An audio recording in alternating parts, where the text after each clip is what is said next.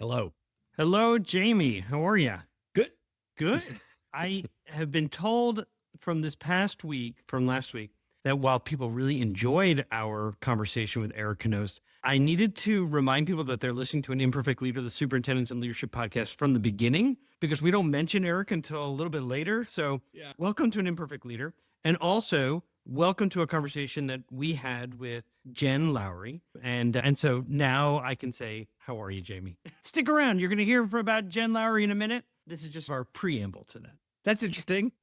What are the number of people that said that? That's an interesting I always reflection. like to think that in this case, when someone says, I enjoyed it, but I had to pause a moment just to make sure this was the conversation, because we don't say anything at the beginning about how sometimes we do. We say, oh, what a great conversation we had with so-and-so. Yeah. And then we talk about other things. And then we go into the conversation. Yeah. Dr. Jenn Lowery is who was on today. I think it's funny when you're like, we talked to. I'm like, I didn't talk to her. Oh, all right, fine. I talked to her, and then you get to reflect on that conversation.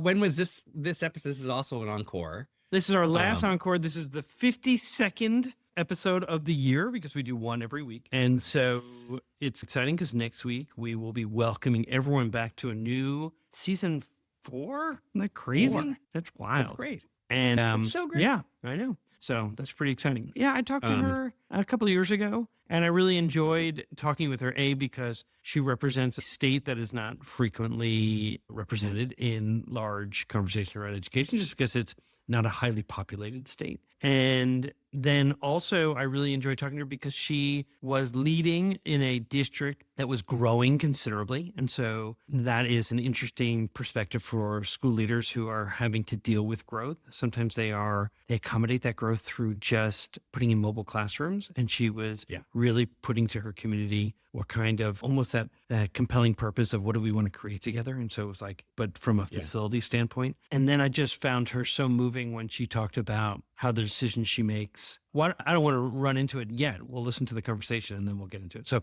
that's a little teaser. I really want you to listen for something that she says about how she rallies those that she gets to lead around why it's important to make decisions with all kids in mind. I'll give the listeners a hint. That's at the beginning.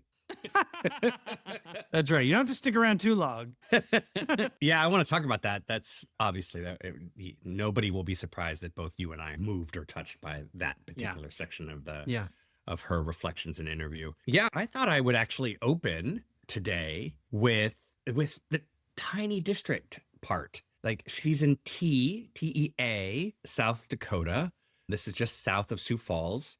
And she started 11 graduates that first year that she was superintendent. Was it 11? Is that right? Something like that. But then now it's got 2,300 kids. Yeah, now she has 2,300 kids. So it's grown, definitely grown. But what I'm interested in knowing is, because you guys talk a lot about systems leadership in this, and so there's another thing to listen for is how both Peter and Jenn talk about that. But what are your thoughts on how systems leadership is interpreted or how it manifests differently in small, medium, and large districts? And I was thinking about this just because you and I, in essence, have only really been in systems that are large. Or at least all my experience were in large systems. I have since, as a result of the consulting company that I run and all of the different nonprofits that I've been a part of, have been in very small districts and have partnered with small districts, but I never was in and leading in a small district. And so I'd be interested in your take on, does it change? Is it different?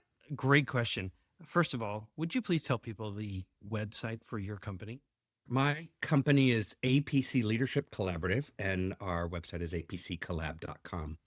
Yeah, I've had plenty of experience in tiny districts, one schoolhouse districts. My favorite is always the story of the superintendent who also mowed the lawn at the school. Yes, I'm familiar with those superintendents because while I was a large system, all of my neighbors were much smaller systems. And sometimes when we would meet for lunch periodically, I loved it. I valued it because they were doing just tremendous work as leaders of smaller districts because they were responsible for everything. And one of them would have said, I'm going to be late. I'm driving the bus this morning. Or I'm going to be late. I'm fixing the cooler so that we can serve lunch. You're just like, what? Yeah, it's remarkable. And I stood in awe of them, no doubt. One of the things I would say, though, is that it shouldn't be that different from small, medium, and large in terms of system thinking. What I will say, though, is you can get away with a lot more in a smaller system if you primarily lead through relationship. Now, when it comes to the habits of systems thinking, then there's no difference.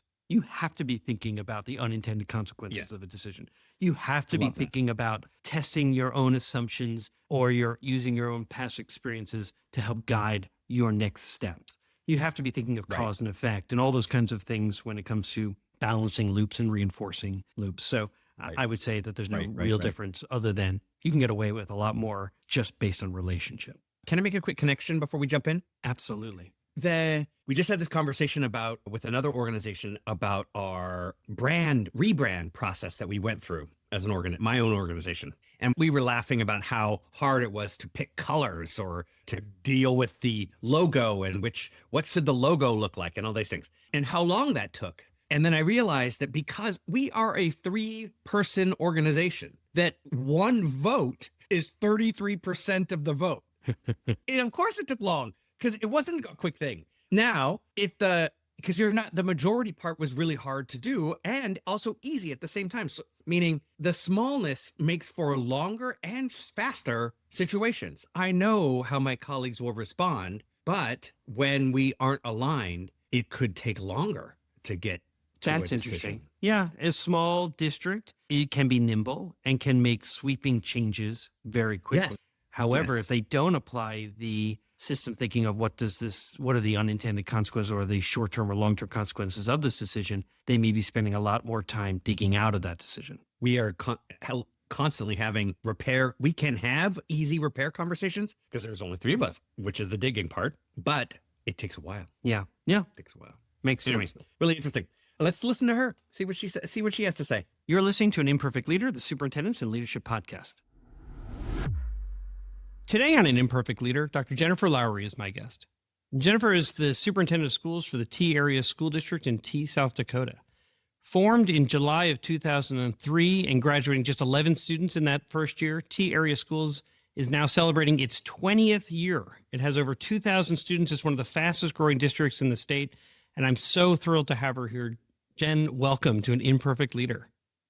Thank you. I'm so happy to be here. So, Jen, I read a piece that you wrote about your school district in T, and you wrote, and we'll get to the question in a moment, but this is what you wrote.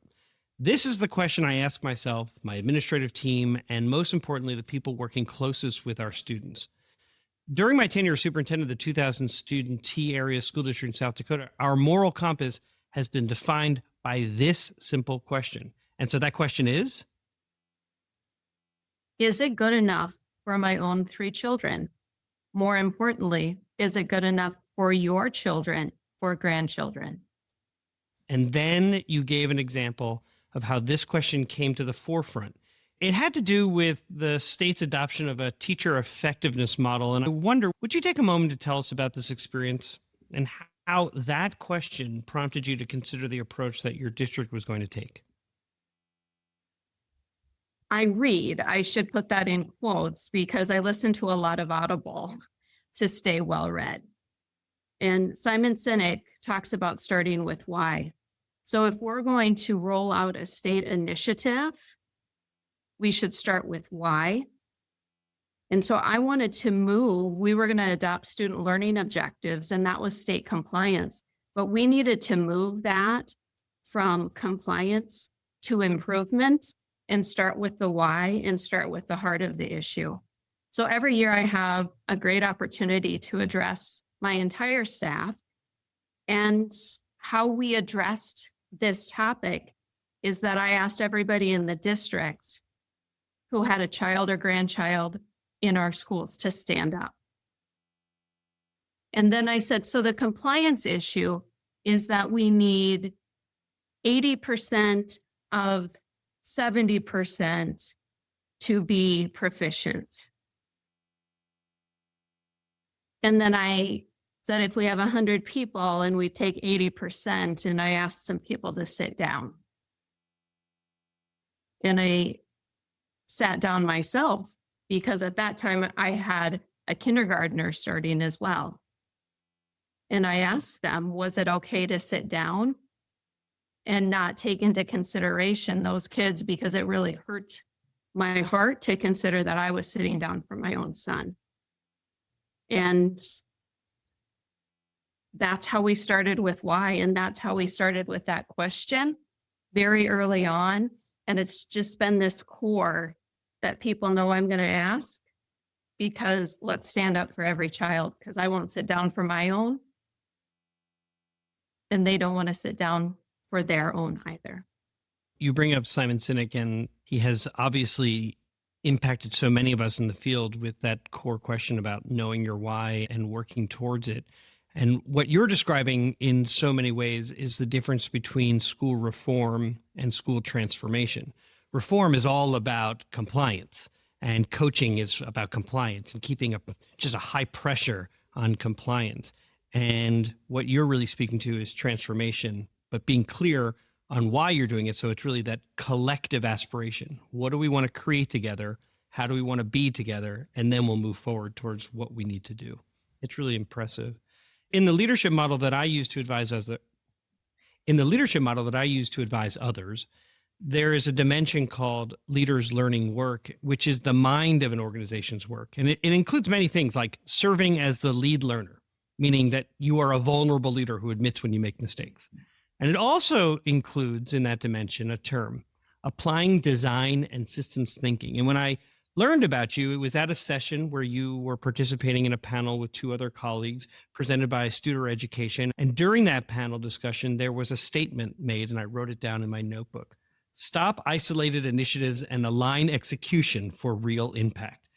That's just screaming design and systems thinking. So would you describe the progress that you have been making to build enduring systems, and why you start with culture? So we'll get to this, but I'm imperfect and not an expert by any means in system thinking, but I'm getting much, much better at it. And I think that's part of this work that you're talking about, is saying, I don't have to be perfect in order to move forward. And when I think of why we started with culture first, is we partnered with Studer Education. And one of the first pieces we did was an employee engagement survey. And when we did the employee engagement survey, I got some feedback that hurt a little bit. Actually, I just opened up my employee engagement survey results and still get some stingers in there. But how do we react after we put our guard down? And so in that survey, it said that the recognition being given was not authentic, and it felt like it wasn't genuine. So in the system that was happening, I was spending hours on providing that, what I thought was positive feedback. It was taking a lot of time. That was much in the wee hours of the night when you're the only one awake. And I'm like, okay, I need to have a deep pause and say, how do we need to develop that system better, eliminate hassle, and make it genuine? And what we did, and through our partnership, is we asked people who are the most outstanding people who work in our organization. And those individuals, are about 20 of them, including 2 board members. We put together our standards of excellence based on qualitative feedback from everyone in the organization. So then we could say, what were we going to celebrate, and what was the definition of those? And so if I can interject for just 1 second. So it sounds like what you had to reconsider, and the approach that you took, was an appreciative inquiry lens, as opposed to what Jen thinks that people will feel good about getting feedback on. So it wasn't what is important to you, but rather what is important to all of us. I'm trying to think of the best way to say it, but an appreciative inquiry lens looks at what does the organization value, as opposed to what does one person value.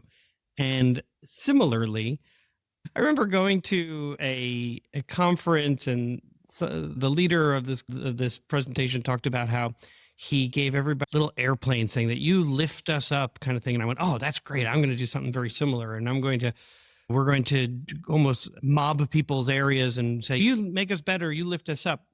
Similarly, though, what I didn't do was take a step back as you have and say, of the people identified as lifting us up, why do you stay? As opposed to why are people leaving? Why do you stay? What is it that makes us special? And then determining how we're going to honor people through that lens as opposed to some other. Does that sort of resonate with what you were seeing in terms of the feedback you were getting and then the approach that you took? Absolutely. It's not my lens, it's our lens. And how do you create a we? How do you create the team and slow down enough to do that? And then they, meaning the full team, we set up a system that acknowledged what looked like and they submitted it. And we celebrate everything that the peers in the district celebrate what looks like because we've defined what looks like. Does that team change ever now that you've added more people that you're celebrating? Or is it still a core group, or it was that group that created the core tenets of what gets celebrated in your district? That team created the core tenets, and now the large team of the entire district says, I just saw this person do that, and submits it via a Google document. And we have a system that celebrates that across our multimedia platforms, internally, then externally, and then have awards on it.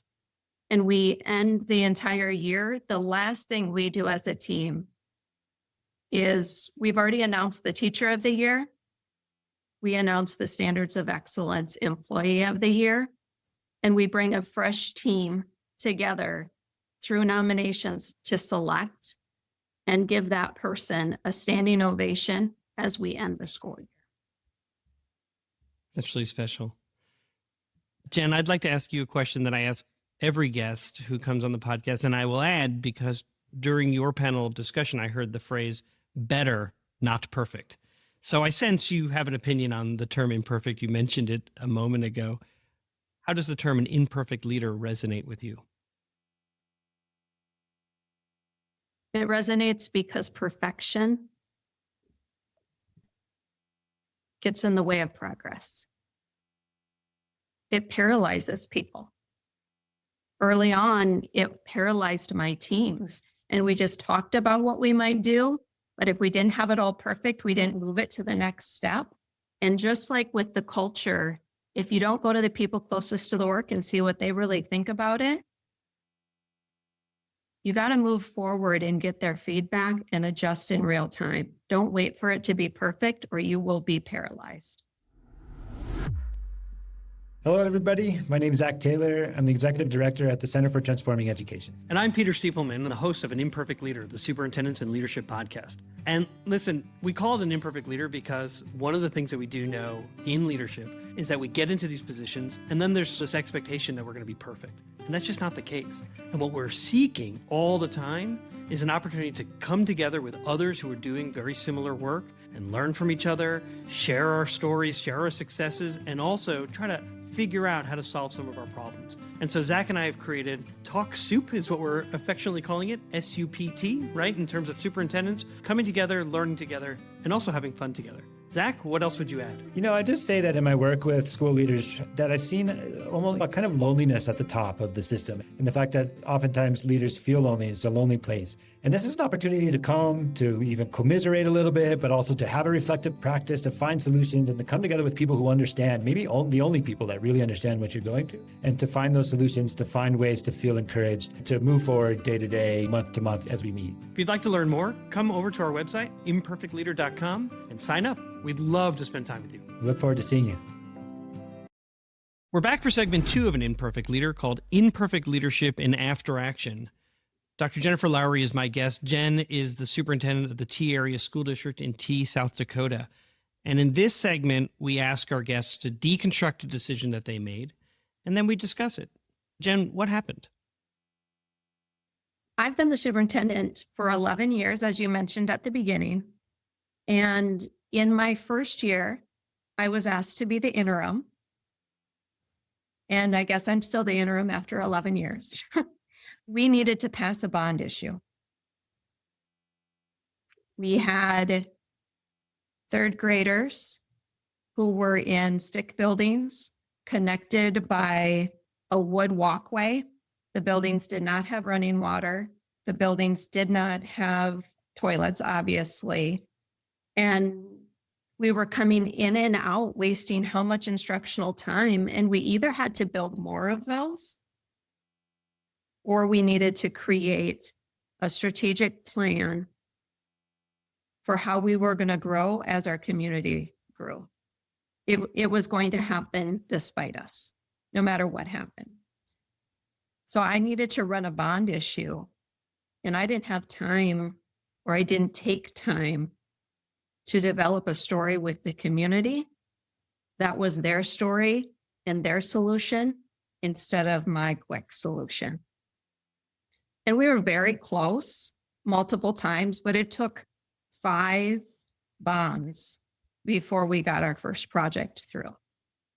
So just to recap, you are the interim superintendent. You've been hired, and I'm assuming that the board recognized the growth that was happening and said, you've got to partner with us and we've got to move forward with this bond. And you have an elementary school that has outgrown itself. You have students who are going to need space, and you're looking down the road saying, we're going to find ourselves growing, not just incrementally, but significantly over the next few years. So you go to your community, and initially they say no. Actually, they say no up until the 5th time. As you look back on this, what got overlooked?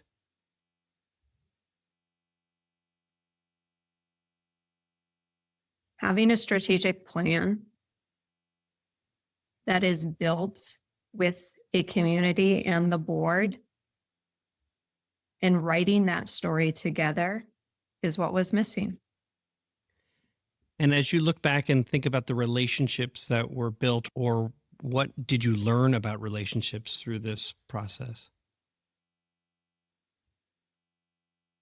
It comes back to being not so focused on perfect. When I was trying to pass the bond, and you'll notice I said I instead of we, when I was trying to pass the bond, I was focused on the people who were at a no and convinced I could get them to move. If you follow our district, I've passed 2 more bonds. We passed just recently at an 85% level, a 41 million addition to our high school. And for the listeners, I watched the video on her website. It is really clear why they need the space. Not that I'm trying to convince anyone to vote. They've already voted 85% in favor. But it's so impressive to see why, families move to a community when they believe in what is happening there, right? Businesses will relocate, businesses will stay, families will relocate. It's clear what you're doing in your district is a real beacon of hope, a beacon of promise, but it also presents itself with real challenges because you need space. So the videos are part of the solution that brought the community together. We had 3 public meetings with extremely low attendance, but I learned from those 3 public meetings, and then I tried to do a Zoom meeting where I took live questions and had very low attendance. So we took all of the questions received and we created video segments so that people who were supporters answered others' questions by providing them the video link and told them what minute to watch. In the absence of information, people will make up information. So on all the social media things that occur, the answers of the supporters, why don't you watch the video? Here's the link. We created the story of the why and the what and why we needed it and how we were going to do it through video and empowered the people of the community to use the information how they wanted to use it. There was a yes committee who asked for those videos to be created and then distributed them everywhere to answer questions and take away the unknown, fear-mongering, and they moved the middle. They didn't worry about the nose, they moved the middle. So for those who are aspiring to be superintendents, or my mother who doesn't fully understand bond campaigns, superintendents can't tell people to vote yes. The district can't tell people to vote yes. They can only create informational videos and things like that. And a separate committee may form, independent of the school district, to say, we want this, and so vote yes. And so it sounds like, from how you've been describing this from the very beginning, you started with I, didn't go so well. You recognize pretty quickly it is a we tell our story. And then when it comes to relationships, we recognize that, at least in the district that I led, that 90% of the community got their information from friends and neighbors. And so when you start a we campaign, we want this, and friends and neighbors are able to point to informational clips that you have created that can be shared, that begins to create this groundswell of support, as opposed to trying to focus energies towards an unorganized or organized opposition. Does that seem to resonate with how strategy and strategic planning shifted in your situation? Exactly. Exactly. What frustrated you?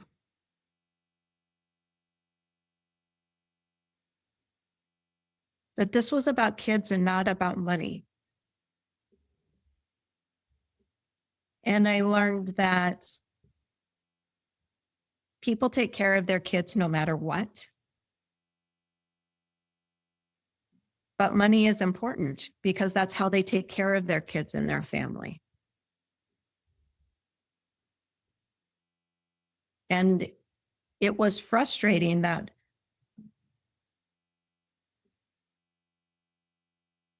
it took time when there was an urgent need. And that was a difficult time to go through. But I'm better because of it. It's so hard for any of us who have been superintendents to go through those types of experience. The first thing you said was, this was not about money. It was about our children and what they needed.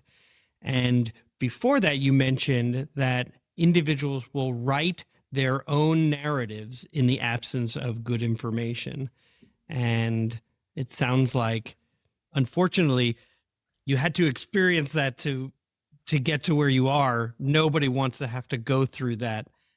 I imagine, though, as the pandemic hit, all that you had learned in terms of communicating and working with your team and being there and clear with your community and building a coalition, I bet you that past experience helped you navigate a really troubling time for a school district. Tremendously.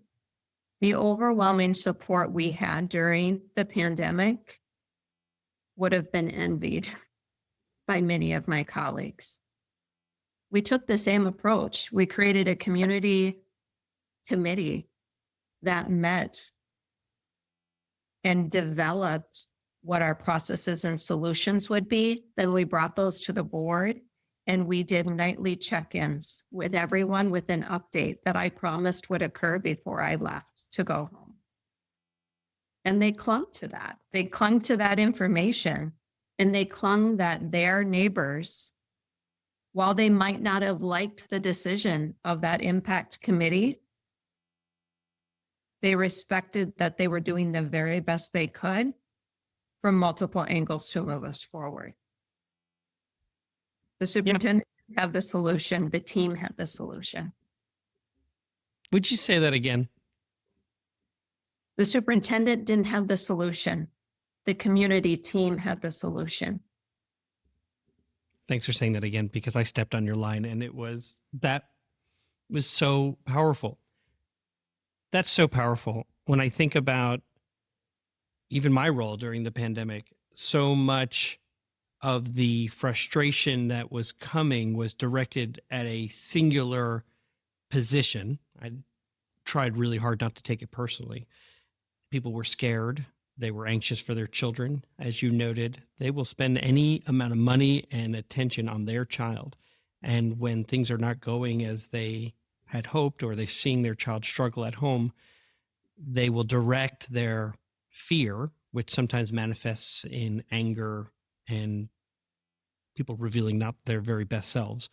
But when you have a committee made up of your community helping guide those discussions and decisions, gosh, I'm going through my own sort of after action review. So thanks, Jenn. That really probably would have been a nice step.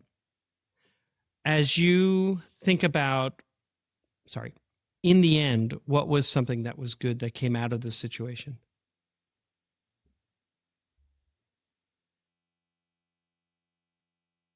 My approach to leadership evolved and shifted. To this day, I get frustrated that we can't just move forward because I can see it clear as day. It doesn't matter if I can see it clear as day. It matters if the team and the community can write the picture and feel as though they're writing the picture authentically with me, not in spite of me and not because of me. You have been doing this now 11 years in your community, and it is still, I feel similarly, that we have to remind ourselves that leadership is about we and framing a situation and working. I guess I would put it this way. Sometimes people will say, I'm right behind you. And then you look back and you're like, how far behind? And what you're describing more is linking arm in arm and walking together. And you described earlier about a standing ovation for an employee who demonstrates and has shown the values of the district in every way that they behave or do their job. And it sounds that's a metaphor for how you lead. We are all in this together. And I will get to that in a moment because it's something that I thought about when I saw that on your website, it says, together, we are writing our legacy. So this conversation that we're having, and you're talking about the scripts that we write, the work that we do, the framing that is done, truly is deep to your core of what we do together. I'm curious, though, in the end, because this podcast is designed to help aspiring and early in their career superintendents and even established leaders to learn from the experience of other leaders. And so with that in mind, what advice would you give to an aspiring leader? The first piece is to remember that leaders must go first. Progress over perfection. And identify what your moral compass question is. You're going to be hit with extremely difficult decisions that won't be popular. But in order to be able to sleep at night, you have to have a question. And we started the podcast with mine. Is this what I want for my 3 children? Because if it is, then it's what I want for my 2,300 children. And if it isn't, then that's not okay. And we got to go to the drawing board again. One of the processes I did is I have a purpose statement and I have it in my office. I became superintendent at 29. I got my doctorate by the time I was 32. And I was like, now what am I going to do? So I wrote my purpose and I try to live that. My question, my moral question, and my purpose. And that's why I said yes to this person. I have no idea who you are other than an email that said, hey, I saw you at Essay. Let's connect. How do I pay it forward? How do I help somebody else? And live those out. We will end there. My guest again was Dr. Jennifer Lowery. I'm glad and grateful that you said yes to the invitation and did say, okay, this guy saw me at ASA, so that's nice, but be well. It is about paying it forward. And when I saw a message that you wrote to families on your website, it concluded with, "Together we are writing our legacy." And it is really clear from what I've read about you, including what I read. And as I mentioned, that I watched your high school expansion project videos and this conversation today, that when you say our, you really mean the entire community, the school community, the community at large, that everyone is writing that legacy. And I have to believe, based on our conversation today and what I've seen, that is such a bright legacy. I'm really confident of that. So really, thank you so much for being my guest. I'm so glad to be here. Have a great day. We are back, Jamie. We are back. Nice. Yeah. My favorite. Can I tell you my favorite part of the whole interview? Yeah. Can you guess what my favorite part of the whole interview was?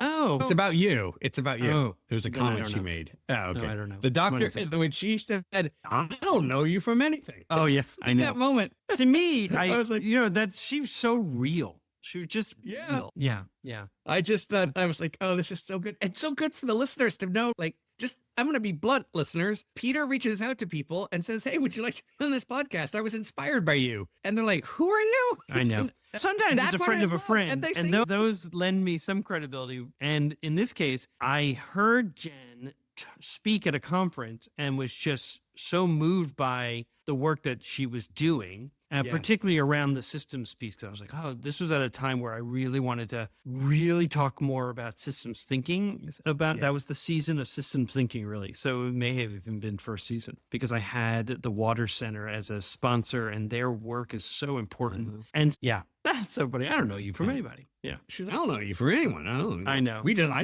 I got this email out of the blue. Yes, I know. All right. That was my favorite part. My second, or at least 1B, is her moral question. And I have a moral question. I know my moral question. I've shared it with you before. I've shared it with the listeners before. My moral question is, public school truly public? Like, does it serve every student? Thus the definition of public. That's interesting. That- I would expand that to also include, does it actually also include the public's perspective on things? She talked about, for example, that she had to shift from I to we in leadership, or that's an important piece of leadership. Yeah. And that true leadership involves empowering the community to write the picture and find solutions. And Yeah. I can tell you that sometimes we get into leadership, superintendents get into leadership, and they're like, I was selected by the board, who is selected by the community, so I feel like I have a mandate to lead. And sometimes we forget that it's the public's schools. And so then we have to ask ourselves whether or not the values we bring align to the values of the community. And they don't Right. always line up. And Right, so that's right, what right. sometimes causes tension. But my moral question still stands in that I'm driven as a leader by the promise of a public education. Yes. And it is something that I believe in so deeply. It's a Yes. core part of my being. Yes. And so I wondered, what's yours? What's your moral question that guides you? Do you have one? I know you have morals that guide you. I'm not indicating that. But I'm like, have you ever- Yeah. She really synthesized it into a singular question. I wondered if you had one. I did a This I Believe, similar to, Uh-huh. you used to hear them a lot on NPR, This I Yeah. Believe statement. And I wrote one once because for that very question of, what is it that I believe? So not just what are my values, but then what do I believe in terms of for education? And for me, mine doesn't come to whether or not public schools are for the public. I do think it's a promise that we make. It's a contract that we make to say these schools are for you. I go a little bit in the direction of, I believe that it's experiences, by providing those experiences, whether it be extracurricular, co-curricular, or opportunities and pathways, so that children actually can not just be, I guess you can't aspire unless you are inspired. And so how do we make sure that your socioeconomic status doesn't limit your ability to access the arts or athletics or all those kind of things? So this, I believe, is anchored in Richard Rothstein's work on that it's opportunity gaps that are what are limiting kids and their opportunities to really thrive. And so how do we close those? So eliminating things like pay for play as best as we can, that it ought not to be that you're the child of the superintendent, that you get to participate in things, and your parent who's working 2 jobs, no insurance benefits, just struggling to make it work. Their child would never ask their parent, can I fill out this form to pay $40 a month for a saxophone or a clarinet or whatever? So I would say that to me is, there's such a chasm between rich and poor, and it's only getting bigger. And so my belief is that the public schools have to be the thing that bridges that gap. And so then you look at people like Robert Putnam's book, whether it's Bowling Alone or Our Kids, and say it's our responsibility, and the public schools shouldn't be the only ones who are responsible for it, but they're a pretty darn great place to start of bridging that chasm. Fascinating. I love this conversation. I love that reflection of what are the systems that we currently have in our country that bridge the chasm. There aren't many, and public ed is likely number one.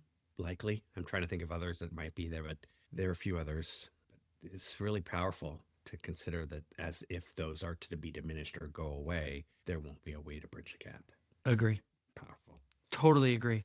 Yeah, we say in systems thinking that a system structure, and you and I have talked about what does that mean by structure, creates its behaviors. And so when we see these behaviors of wanting to dismantle public education or make it more difficult for someone to access all the kinds of things that every child, every adult, but every child should have access to, then we say, okay, so then what's happening in the system that's allowing those things to happen? And Right. we're seeing it day in and day out. So this is an odd conversation to end this season. And yet at the same time, I'm super excited about what's coming next. And those people that you're going to meet in the next season who do remarkable things, who really push us and inspire us to want to reclaim the narrative on schools and to also really just double down on the importance of public education. Yeah. Our conversation, or at least I think we're skirting or alluding to the current context that we're living in terms of the difficulty with bridging the chasm. But Yep.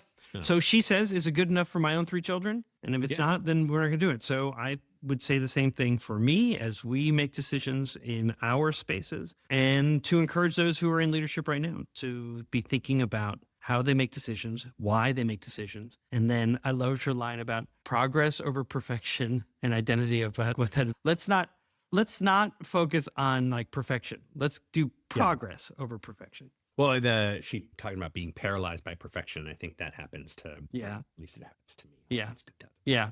Yeah. She talked about, one thing I thought was really interesting was that she talked about the impact the employee engagement survey had on her and why it drove her to create this committee of excellence, which I thought was really fascinating. I want to get to that, but I wondered what your experience has been as a superintendent with an employee engagement survey like that.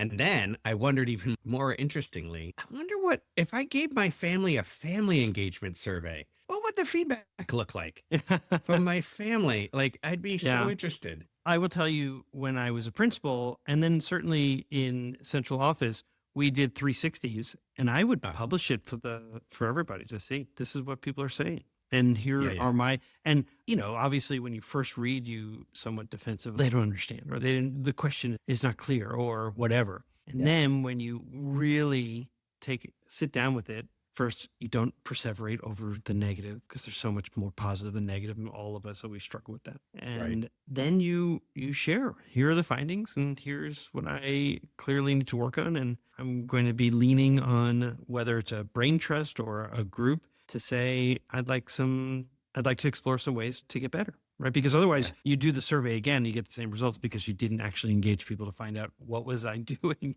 that created that kind of feedback. Not that it's terribly negative. It's just, you want to do better. I really relate to, as a facilitator and coach, I share the feedback back every time. So after every session, if we're coming back to another session, which is often true, majority of the time we're coming back, the next session we share, here's what you said in the last session. Here's how we've changed as a result. Here's how we've tried to adapt this session based on the feedback that you gave us. I particularly love, and that's the constructive part. I particularly love because people are people when the feedback is contradictory. Like, when you get one that says, I would never do that exercise again. Another person that says, best thing I've ever done. And then in that case, that's it probably is people. helpful when you say, hey, look, we're getting conflicting information here. So looks like we're going to do a share little it. bit of I this. share We're it. going to do a little bit of that as a way to I say- share it because this, to your point, it's a we exercise that we're in, not an I exercise. And so it may not resonate for you, but there are other people around you. Yes. And you hope that by doing that, it models for them that it can appear to be scary. It is such an important piece of being in community together. Yes. And I am not a bad person because I'm made of facilitation mistake or a coaching mistake or a leadership mistake. This is why I actually really loved her exercise, her adaptation to trying to figure out how to go from I to we, in that she went looking for excellence in her organization. And she pulled the 20, what does she call it? She says, how do we need to develop that system better to eliminate hassle and make it genuine? And what we did through our partnership with people is we asked them, who are the most outstanding people who work in our organization? And the organization named 20 people. And the 20 people became her committee that helped guide decision-making and the tenets in which they would make decisions. The identifying 20 amazing people, 20 outstanding people, doesn't make anybody else in the system not amazing. They are also amazing. What the difference between me, 22-year-old teacher, and my colleague, 40-year-old teacher, 45-year-old teacher, is skill. We're both wonderful people, but she's better. She's better than me. And you put better than me, I get to partner with better than me, I get better. Yeah. I love that. That's very nice. Yeah. But it takes humility. It takes a lot of humility. Does. It sure does. Yeah. I appreciate the question. I'll have to think about what my own family would say. That survey I probably wouldn't give to them. So anyhow.